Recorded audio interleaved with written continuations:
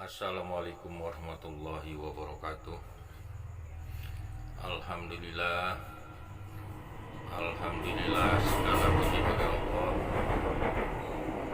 Bersyukur kita diberi kesehatan sama Allah, sehingga kita dapat mengikuti majelis ilmu malam ini. Segala puji pada junjungan kita Nabi besar Muhammad SAW. Semoga kita diberi kemampuan untuk istiqomah mengikuti sunnah-sunnah beliau, dengan harapan kelak kemudian hari kita mendapat syafaat beliau. Bapak-bapak, ibu-ibu sekalian yang berbahagia, malam ini kita akan membahas masalah gelisah. Nanti bapak-bapak ibu sekalian, selesai acara ini kita akan buka tanya jawab. Kita akan bahas masalah ini secara detail. Malah ini hanya pengantar saja untuk diskusi yang lebih panjang lagi. Bapak-bapak ibu-ibu sekalian, Jakarta beberapa hari ini mengalami kebanjiran. Harta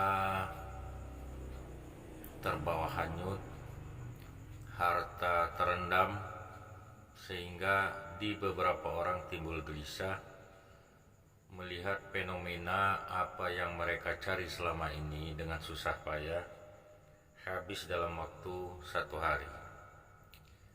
Gelisah ini, Bapak Ibu sekalian, pertanyaan apakah salah? Tentu saja jawabnya tidak salah. Yang menjadi soal sekarang, gelisah ini harus kita kelola dengan baik, karena Bapak Ibu sekalian, kegelisahan ini sudah terjadi, dan bentuk kegelisahan itu menunjukkan kualitas diri kita. Masuk golongan manakah gelisah yang kita alami ini, sehingga dengan demikian kita akan tahu kualitas diri kita. Bapak Ibu sekalian, secara garis besarnya, gelisah ini kita bagi menjadi 3 bagian. Bagian yang pertama, gelisah mengenai diri sendiri, mengenai keluarga sendiri, mengenai golongan sendiri. Bentuknya karena harta yang hilang, karena soal pendidikan anak, karena gaji yang kecil, karena pendapatan yang tidak mencukupi, atau karena tidak punya kendaraan, tidak punya tempat untuk tinggal. Kegelisahan ini masih menyangkut tentang sandang, pangan, dan papan. Inilah kegelisahan yang paling dasar, Bapak Ibu sekalian. Dari kegelisahan ini akan mengakibatkan kita menjadi 2 golongan. Satu golongan yang lulus dalam kegelisahan nomor 1, atau dia tidak lulus.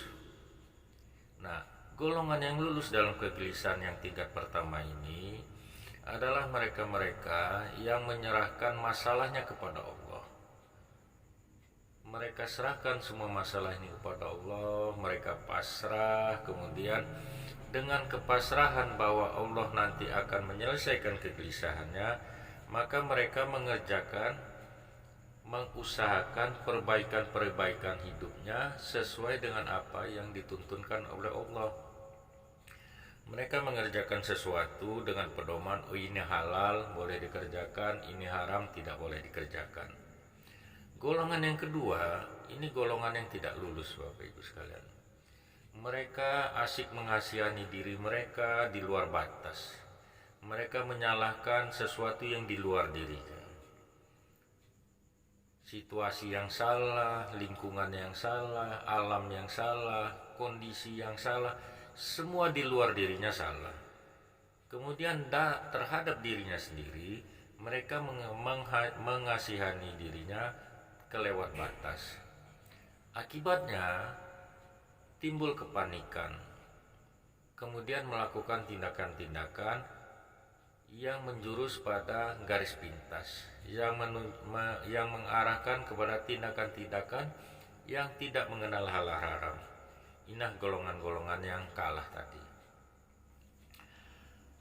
Kegelisahan yang nomor 2, Bapak Ibu sekalian, kegelisahan di atas yang nomor 1. Dia sudah tidak terhadap diri sendiri lagi, sudah tidak terhadap lingkungan sendiri, tidak terhadap golongan sendiri, tidak keluarga sendiri, tidak, tetapi dia sudah melebar. Dia sudah gelisah mengenai masyarakatnya. Kenapa masyarakat saya tidak maju? Kenapa bencana di mana-mana? Kenapa masyarakat saya tertinggal? Nah, kegelisahan yang nomor 2 ini itu diusahakan sudah melibatkan banyak orang. Individu yang gelisah di sini dia sudah tidak mengerjakan semuanya dengan sendiri, tetapi sudah membentuk komunal, kelompok-kelompok yang mengerjakan, mencari solusi kegelisahan ini dengan bergotong royong. Sudah ada kerja yang benar, sudah ada schedule yang benar, kemudian sudah ada rencana yang benar. Semuanya diusahakan beramai-ramai, Bapak Ibu sekalian. Itu kelompok yang mengalami gelisah nomor 2, Bapak Ibu sekalian. Nah, kelompok kegelisahan yang ketiga, inilah kelompok yang benar-benar ideal dalam gelisah. Kelompok ini sudah tidak terpaut lagi pada gelisah nomor 1, sudah terlepas dari gelisah nomor 2, tetapi dia gelisah terhadap apa-apa yang terjadi di atas muka bumi. Ada kegelisahan di diri individu ini, bagaimana mentransfer atau mentransformasikan keindahan di langit sana agar menjadi indah juga di bumi. Bagaimana keindahan diciptakan oleh Allah kelak di akhirat, mereka tarik keindahan itu ke atas bumi ini. Inilah kelompok golongan yang ketiga. Kelompok ini banyak yang menyebutnya sebagai kelompok cendekiawan, kelompok ulama, kelompok manusia ulul albab. Mereka ingin menjadikan keindahan-keindahan di langit itu terwujud di atas permukaan bumi. Keindahan-keindahan yang kelak Allah janjikan di surga itu diwujudkan di atas permukaan bumi. Untuk menjadi kelompok cendekiawan ini, kelompok ulul albab ini tidak harus sekolah S3, Bapak Ibu sekalian. Tidak harus seorang doktor masuk ke dalam kelompok ini, tetapi adalah kelompok orang-orang yang menghabiskan hidupnya, menghabiskan pemikirannya, menghabiskan usahanya untuk mewujudkan keindahan surgawi ke atas permukaan bumi. Keindahan langit ditransfer ke atas bumi. Inilah kegelisahan kelompok yang ketiga. Bagaimana nilai-nilai agama itu ditransfer menjadi nilai-nilai kehidupan dalam kehidupan sehari. Kehidupan sehari-hari ini diejawantahkan atau diaplikasikan dari nilai-nilai keindahan yang diperintahkan oleh Allah.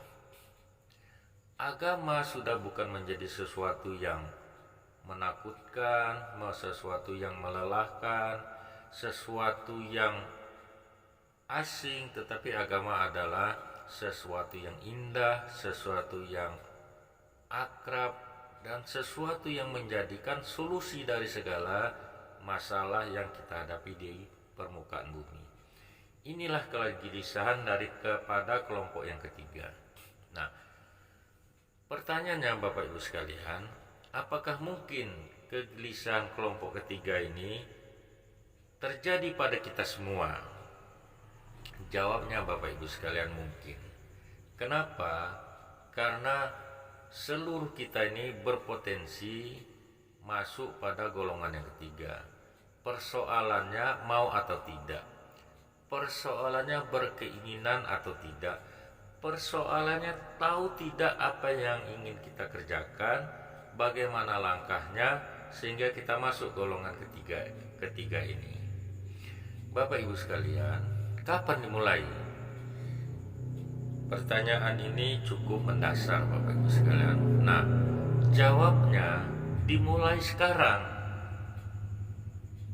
Karena tidak ada langkah anak tangga ketiga dan keempat kecuali dimulai dari anak tangga pertama dan kedua. Jadi kalau tidak sekarang kapan lagi? Kalau harus menunggu besok, mungkin besok kita sudah tidak ada lagi. Tentu saja Bapak Ibu sekalian, dalam melaksanakan kegelisahan yang ketiga ini, dalam mewujudkan kegelisahan yang ketiga ini, semuanya tidak indah Bapak Ibu sekalian. Tentu ada onak durinya, tentu ada halangannya, tentu ada tantangannya. Semua itu tidak menjadikan diri atau menjadikan kita mundur Bapak Ibu sekalian. Inilah makna dari perkataan Rasul, la takhaf wa la tahzan, innallaha ma'ana.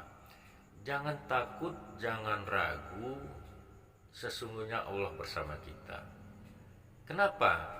Karena nilai-nilai Allah yang di langit itulah yang ingin kita terjemahkan, kita aplikasikan di atas permukaan bumi ini. Demikian Bapak Ibu sekalian, salah-salah kata saya mohon maaf, pada Allah saya mohon ampun. Billahi taufiq wal hidayah. Wassalamualaikum warahmatullahi wabarakatuh.